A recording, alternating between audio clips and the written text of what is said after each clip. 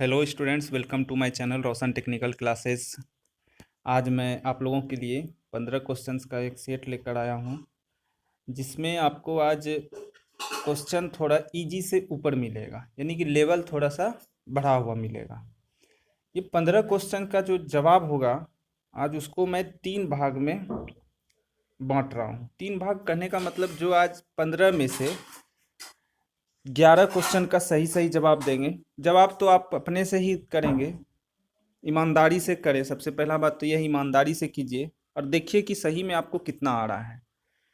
ऐसे उसके पहले एक बात और है कि जितना भी आपको आ रहा है वो आपको अपने पढ़ाई पर आ रहा है ना। तो अगर कम आ रहा है तो इम्प्रूव कीजिए उसको। कहाँ दिक्कत हो रहा है वो दिक्कत को दूर कीजिए। दिक्कत है और भी तो कमेंट करके पूछिए। दूसरी बात है कि अगर आप 15 में से 11 ला रहे हैं तो आप अच्छे हैं, यानी कि गुड हैं। 15 में से जिस बच्चे को 13 आ रहा है, वेरी गुड है, बहुत अच्छा है। और अगर जो भैया 15 में से 15 आज करेगा, इसका मतलब है कि वो बच्चा बहुत अच्छा है, एक्सलेंट है वो। यही 3 कैटेगरी रहेगा आज मेरा 15 क्वेश्चन के जवाब का। तो आपको कमेंट में करना है क्या, गुड, वेरी गुड या एक्सलेंट। ये 3 कैटेगरी में आप आ क्या रहे हैं। जो बच्चा इस 3 कैटेगरी में नहीं आ रहा है वो कमेंट वो भी करेंगे। क्या करेंगे कमेंट कि सर नेक्स्ट टाइम मैं गुड, वेरी गुड नहीं, डायरेक्ट एक्सलेंट में आऊँगा। ठीक है, चलिए तो आज स्टार्ट कर रहे हैं। सभी बच्चे से रिक्वेस्ट है, ईमानदारी से जवाब अपने मन में दे, थोड़ा सा सोच कर जवाब दें। ठीक है, तो पहला क्वेश्चन जो है मेरा आ रहा है, चुंबकीय पदार्थ के बार बार चुंबकित तथा विचुंबकित होने में होने वाली हानि।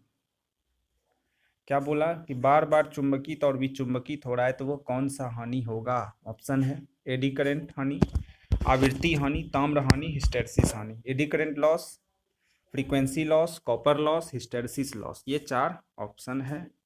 मतलब मैग्नेटाइज डीमैग्नेटाइज हो रहा है कोई मैग्नेटिक मटेरियल, तो उसमें किस प्रकार का लॉस होगा। तो बताइए आप लोग भी आंसर सही से सोचिए, आंसर मिलेगा। तो यहाँ पर आंसर क्या होगा, बार बार मैग्नेटाइज डीमैग्नेटाइज होता है तो कौन सा होता है यहाँ पे, हिस्टैरिसीस हानि, हिस्टैरिसीस लॉस होता है। ठीक है, समझ में आ गया। तो जो जो इसका पहला बोनी सही हो गया है उसको बहुत बहुत कॉन्ग्रेचुलेसन है। नेक्स्ट क्वेश्चन देखते हैं। नेक्स्ट क्वेश्चन है, किसी परिपथ में शक्ति व्यय पावर लॉस 10 वाट है तथा परिपथ का प्रतिरोध 10 ओम है, तो परिपथ में वोल्टेज तथा धारा का मान क्या होगा। यही पूछा है। परिपथ में शक्ति व्यय 10 वाट है तथा परिपथ का प्रतिरोध 10 ओम है, तो वोल्टेज और करंट पूछ रहा है।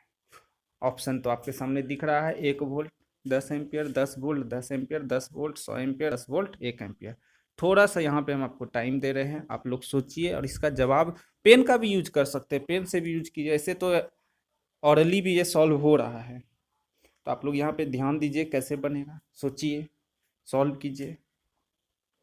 तो यहाँ पे दिया क्या है, कितना वाट दिया है, पावर दिया है 10 वाट, रेसिस्टेंस कितना दिया है 10 ओम। पूछा क्या है हमसे, पूछा है वोल्टेज और करंट, यही 2 चीज पूछा है। तो हम लोग फॉर्मूला पढ़े हैं, P equals to V square by R, P equals to I square R, है ना, पढ़े हैं ना। तो यहाँ पर होगा क्या, सोचिए आप लोग। यहाँ पे दिया है शक्ति व्यय, शक्ति व्यय मीन्स पावर लॉस। तो पावर लॉस यानी कि P 10 वाट है। पावर लॉस का फॉर्मूला क्या होता है, पावर लॉस का फॉर्मूला होता क्या है। अगर पावर लॉस के फॉर्मूले का बात करें तो क्या होगा यहाँ पे, P equals to I square R होता है। P बराबर आई स्क्वायर आर होता है ना। तो P यहाँ कितना दिया हुआ है 10। अगर R नीचे इधर आएगा तो आई स्क्वायर बराबर P बाय आर। R कितना दिया हुआ है यहाँ पे, R भी 10 ही दिया हुआ है शायद, हाँ R भी 10 दिया हुआ है। ठीक है, 10 इधर बच गया आई स्क्वायर, है ना। तो यहाँ पे अगर देखा जाए तो 10/10 कट के हो गया 1, तो आई स्क्वायर बराबर 1, तो आई बराबर भी 1 हो गया, यानी कि आई का वैल्यू कितना हो गया 1 एम्पियर। हमको आगे अब निकालना भी नहीं पड़ेगा। ऑप्शन नंबर 1 में देखिए आ रहा, सॉरी ऑप्शन नंबर 4 में देखिए 1 एम्पियर लिखा हुआ है ऑप्शन नंबर 4 में 1 एम्पियर लिखा हुआ है, यानी कि आई का वैल्यू 1 एम्पियर आ गया। तो वोल्टेज क्या होगा, V = IR। आई है 1, आर है 10, V = 1 × 10, वोल्टेज कितना हो गया 10 वोल्ट, यानी कि आंसर क्या होगा यहाँ पे ऑप्शन नंबर 4। उम्मीद आप लोग भी बनाए होंगे। ठीक है, नेक्स्ट क्वेश्चन की ओर बढ़ते हैं। नेक्स्ट क्वेश्चन, फ्यूज कहाँ जोड़ा जाता है? फ्यूज कहाँ जोड़ा जाता है? ऑप्शन चालक और न्यूट्रल के बीच, चालक कंडक्टर और न्यूट्रल के बीच, फेज और न्यूट्रल के बीच, फेज और अर्थ के बीच, फेज और चालक के बीच। यहाँ पे ये ऑप्शन है। तो बताइए आप लोग यहाँ पे क्या होगा आंसर? फ्यूज को कहाँ जोड़ रहे हैं? सोचिए कहाँ पे जोड़ते हैं।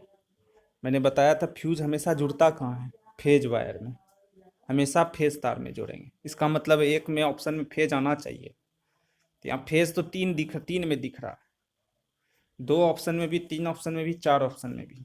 तो 2 ऑप्शन में है फेज और न्यूट्रल के बीच, दोनों में बीच में जोड़ देंगे तो कैसे होगा, शॉर्ट कर जाएगा।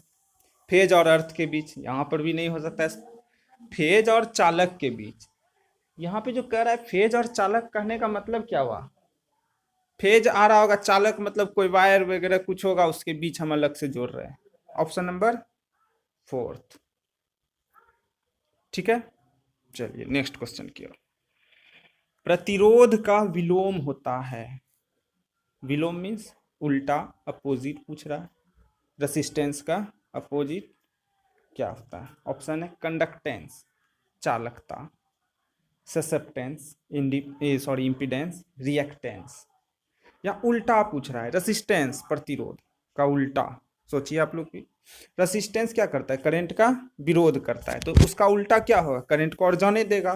तो जाने कौन देता है यहाँ पे? ऑप्शन नंबर ए कंडक्टेंस चालकता, चालक क्या होता है, करंट को और जाने देता है। क्लियर है, नेक्स्ट क्वेश्चन की ओर। 3 फेज वितरण ट्रांसफार्मर में आमतौर पर प्राथमिक डैश में और द्वितीयक डैश में जुड़ा होता है। सिंपल सा क्वेश्चन कहा क्या रहा है, 3 फेज का डिस्ट्रीब्यूशन ट्रांसफार्मर में आमतौर पर प्रायः प्राइमरी में डैश और सेकेंडरी में डैश जुड़ा होता है, यानी कि ये वाइंडिंग के बारे में पूछ रहा है, ऑप्शन के अनुसार से ये दिख रहा है। यानी कि 3 फेज डिस्ट्रीब्यूशन ट्रांसफार्मर जो, यानी कि रोड पे चौक पर जो ट्रांसफार्मर लगा रहता है, उसके प्राइमरी वाइंडिंग में कैसा रहता है, सेकेंडरी वाइंडिंग में कैसा रहता है, मतलब प्राइमरी वाइंडिंग किस टाइप का और सेकेंडरी वाइंडिंग किस टाइप का। ऑप्शन है delta delta, star star, star delta, delta star. ये पढ़े थे हम लोग, बताइए इसका आंसर। सोचिए प्राइमरी में कैसा रहता होगा और सेकेंडरी में कैसा रहता होगा। यहाँ पे 4 ऑप्शन है आपके सामने, तो प्राइमरी और सेकेंडरी में कैसा रहता होगा। तो यहाँ पे आंसर क्या होगा, मेरा आंसर होगा डेल्टा स्टार, मतलब प्राइमरी में डेल्टा, सेकेंडरी में स्टार। प्राइमरी में हमको न्यूट्रल से कोई मतलब नहीं है तो डेल्टा लगाएंगे, सेकेंडरी में न्यूट्रल चाहिए इसलिए स्टार लगाएंगे। क्लियर है, नेक्स्ट क्वेश्चन। ये भी अच्छा क्वेश्चन है। एक खुले परिपथ का प्रतिरोध होता है, खुले परिपथ यानी कि ओपन सर्किट का रेसिस्टेंस पूछ रहा है। अगर कोई सर्किट ओपन है तो उसका रेसिस्टेंस क्या होगा, उसका रेसिस्टेंस क्या होगा? ऑप्शन है आपके सामने, 0, 1 ओम से कम, अनंत, पहले से कम। सिंपल सा बात है, सोचिए इसमें कह रहा है ओपन सर्किट है तो रेसिस्टेंस क्या होगा। सिंपल फंडा है यहाँ पे कि जब ओपन सर्किट है तो ओपन सर्किट में करंट जाएगा आगे, करंट आगे नहीं जाएगा। सर्किट खुला हुआ है, तार खुला हुआ है तो करंट आगे नहीं जाएगा। करंट आगे नहीं जा रहा है यानी कि रुक रहा है, रुक रहा है तो एकदम करंट जा ही नहीं रहा, तो इसका मतलब रेसिस्टेंस क्या है, बहुत अधिक है, बहुत अधिक है। इसका मतलब ऑप्शन नंबर 3 अनंत। ठीक है, उम्मीद कर रहे हैं सही किए होंगे आप लोग भी। नेक्स्ट क्वेश्चन की ओर। डिस्चार्ज बैटरी का आंतरिक प्रतिरोध, यानी कि जो बैटरी डिस्चार्ज हो जाता है उसका इंटरनल रेसिस्टेंस, आंतरिक प्रतिरोध क्या होगा। ऑप्शन आपके सामने, घट जाता है, दूसरा वही रहता है, तीसरा बढ़ जाता है, चौथा इनमें से कोई नहीं। तो बताइए आप लोग आंसर क्या होगा, क्या होना चाहिए? जब बैटरी डिस्चार्ज ही हो गया है, डिस्चार्ज हो गया तो करंट आएगा उससे? नहीं आएगा। सोच रही करंट नहीं आएगा तो रोक रहा है, करंट रोक रहा है तो रेसिस्टेंस क्या हो गया उसका? अधिक हो गया, यानी कि ऑप्शन नंबर थर्ड बढ़ जाता है। किसी को दिक्कत? अगर दिक्कत है तो कमेंट जरूर कीजिएगा, ठीक है। नेक्स्ट क्वेश्चन, नेक्स्ट क्वेश्चन है किसी चालक का प्रतिरोध बढ़ता है, किसी चालक का प्रतिरोध बढ़ता है, कब बढ़ता है? कोई कंडक्टर है तो उसका रेजिस्टेंस कब इंक्रीज कर रहा है? तो ऑप्शन है लंबाई बढ़ने से, उसका लेंथ बढ़ गया जब। दूसरा लंबाई घटने से, लेंथ उसका घट गया। ऑप्शन थर्ड मोटाई घटने से, यानी कि एरिया बता रहा है कि वो घट रहा है। या फोर्थ वन और थर्ड दोनों। सोचिए रेजिस्टेंस कब बढ़ेगा? फॉर्मूला पढ़े थे हम लोग, R directly proportional to L by A, R समानुपाती एल बाय ए। याद कीजिए क्या बोलता है कि प्रतिरोध लंबाई के समानुपाती और क्षेत्रफल के व्युत्क्रमानुपाती होता है, यानी कि लंबाई बढ़ेगा तो प्रतिरोध बढ़ेगा, और अगर क्षेत्रफल बढ़ेगा तो प्रतिरोध घटेगा, लेकिन क्षेत्रफल घटा दें तो प्रतिरोध बढ़ेगा। तो ऑप्शन नंबर 1 देखिए, लंबाई बढ़ने से, लंबाई बढ़ेगा तो रेजिस्टेंस बढ़ेगा। सिंपल सा कहानी है, तार को जितना लंबा करते चले जाइएगा करंट उसमें कम जाएगा, कम जाएगा तो रेजिस्टेंस क्या हो गया? बढ़ गया। ऑप्शन थर्ड देखिए, मोटाई घटने से, जितना पतला तार लीजिएगा उसमें करंट कम जाएगा, यानी कि रेसिस्टेंस क्या हो गया? बढ़ गया। मोटा तार में क्या होता है? तार में ज़्यादा करंट जाता है, यानी कि रेसिस्टेंस कम गया। तो यहाँ पे ऑप्शन नंबर कौन हो रहा है? Option number 4। समझ रहे हैं? कोई दिक्कत हो तो कमेंट जरूर करना है। नेक्स्ट क्वेश्चन की ओर चलिए, इसका आंसर दीजिएगा। अधिक चार्ज या डिस्चार्ज होने पर लेड एसिड सेल में कौन सा दोष होता है? जाना पहचाना क्वेश्चन, बहुत बार पूछा गया क्वेश्चन। आप लोग बताइए, ज़्यादा करंट जा रहा है, यानी कि चार्जिंग ज़्यादा लिया या ज़्यादा करंट पर डिस्चार्ज कर दिए तो लेड एसिड सेल, यानी घर में बैटरी जो रहता है, जो इन्वर्टर के पास देख रहे हैं, वो उसमें कौन सा दोष होगा, कौन सा फॉल्ट उसमें हो जाएगा? सल्फेशन, कोरोजन, बकलिंग या सेडिमेंटेशन? बताइए क्या होना चाहिए यहाँ पे आंसर? ज़्यादा चार्ज डिस्चार्ज हम लोग करने लगते हैं, मोबाइल का बैटरी में भी होता है। लगा के अभी छोड़ दीजिएगा, रात भर भूल गए, सुबह जल्दी से हड़बड़ा के खोल रहे हैं। ऐसा ही 1 महीना कीजिए, देखिए बैटरी को रख के घूमने लगेगा बीच में, है ना, मोटा हो जा रहा है। तो यही तो फॉल्ट है। क्या है फॉल्ट? तो ऑप्शन नंबर थर्ड क्या है? बकलिंग। क्या होता है? उसका प्लेट मुड़ने लगता है, ऐड जाता है, जिसके कारण क्या शॉर्ट आपस में सटने लगेगा, शॉर्ट सर्किट होने का खतरा है। तो उसी को क्या कहते हैं हम लोग? बकलिंग कहते हैं। क्लियर है? चलिए चलिए, इजी क्वेश्चन लग रहा है ये। एसी में आरएमएस का मान होता है, RMS value root mean square, AC में क्या होगा? 0.637, 0.707, 1.414 या 1? मैक्सिमम तो सही है, आई मैक्स या वी मैक्स, अब होगा क्या? तो याद रखना है, जब भी आरएमएस पूछेगा तो 0.707 इंटू आई मैक्स या वी मैक्स होता है। एवरेज पूछता तो 0.637। क्लियर है? चलिए नेक्स्ट क्वेश्चन, क्वेश्चन नंबर 11। समानांतर क्रम में जुड़े प्रतिरोध में वोल्टेज होता है। बहुत अच्छा क्वेश्चन है। अगर हम लोग पैरेलल में रेसिस्टेंस जोड़ दें तो उसमें वोल्टेज क्या होगा? समान रहेगा, कम होगा, अधिक होगा या अलग अलग होगा? मान लीजिए कि 4 रेसिस्टेंस है, चारों को पैरेलल में जोड़ दिए, 1 2 3 4 चारों पैरेलल में, तो चारों में जो जाएगा मेरा जो वोल्टेज होगा वो क्या होगा? समान होगा, कम होगा, अधिक होगा, अलग होगा?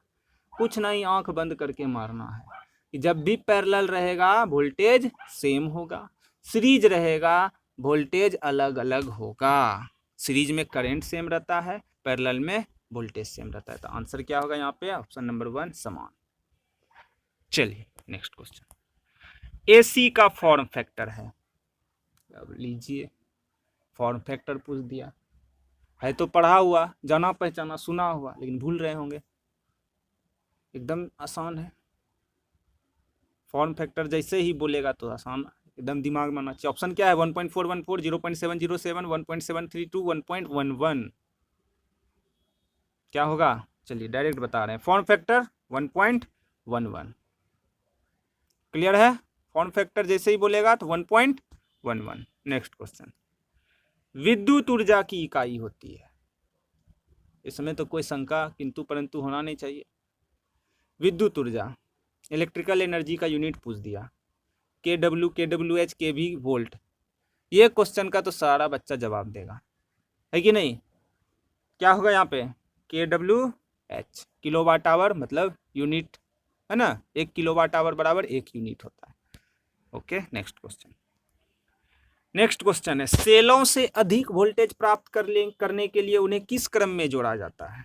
सेल जो देख रहे हैं, सेल, वो सेल को अगर हमको उससे ज़्यादा वोल्टेज प्राप्त करना होगा तो उसको कैसे जोड़ेंगे? सीरीज में या पैरेलल में या दोनों में या किसी में नहीं? वोल्टेज अधिक चाहिए उससे। ऑप्शन वही है, सीरीज पैरेलल दोनों या इनमें से कोई नहीं। तो जब भी वोल्टेज अधिक हमको चाहिए, खास करके सेल का, तो क्या करते हैं? उसको सीरीज में जोड़ते हैं। टॉर्च में ले लीजिए, एक के पीछे एक के पीछे एक तार, तभी वोल्टेज मिलेगा आपको। समझ में आ रहा है? तो सीरीज में जोड़ेंगे, सेल में सीरीज में जोड़ेंगे तभी वोल्टेज अधिक मिलेगा। चलिए लास्ट क्वेश्चन है, बढ़िया क्वेश्चन है, सभी कोई जवाब दीजिए। अर्थिंग का प्रतिरोध डैश होता है। अर्थिंग का प्रतिरोध डैश होता है। ऑप्शन है अधिक, अनंत, कम, इनमें से कोई नहीं। अर्थिंग का रेसिस्टेंस क्या होगा? हाल में ही पढ़े हैं अर्थिंग का रेसिस्टेंस, है ना? क्या होगा आंसर? अर्थिंग का रेसिस्टेंस क्या होता है? अर्थिंग किस लिए बना रहे हैं? ताकि करंट उसमें तेजी से चले जाए। तो करंट जल्दी जाएगा तो क्या करना पड़ेगा? रेसिस्टेंस को कम करना पड़ेगा। तो इसमें रेसिस्टेंस क्या होता है? कम होता है। कोई दिक्कत? सबको समझ में आ गया? अब आप लोग अपने मन में ईमानदारी से 15 में से कितने क्वेश्चन का जवाब दिए? गुड, वेरी गुड या एक्सलेंट? गुड मीन्स 15 में 11, वेरी गुड मीन्स 15 में 13, और अगर 15 में 15 दे रहे हैं तो एक्सलेंट है, लेकिन ईमानदारी से। और जो 11 से कम भी ला रहे, निराश नहीं होना है, उसको कमेंट करना है नेक्स्ट टाइम, वो भी एक्सलेंट। क्लियर है? तो सभी बच्चा जरूर कमेंट करेगा और प्लीज़ शेयर कीजिए। जितना बच्चा व्यू कर रहा है वो लाइक तो कर नहीं रहा है, ना कमेंट कर रहा है, आखिर वो कर क्या रहा है समझ में नहीं आ रहा है। तो प्लीज़ अगर आपको अच्छा लग रहा है तो ज़रूर लाइक करें, ठीक है ना? तो तब तक फिर नेक्स्ट वीडियो फिर आएगा। आप लोग घर में रहिए, सुरक्षित रहिए। Thank you.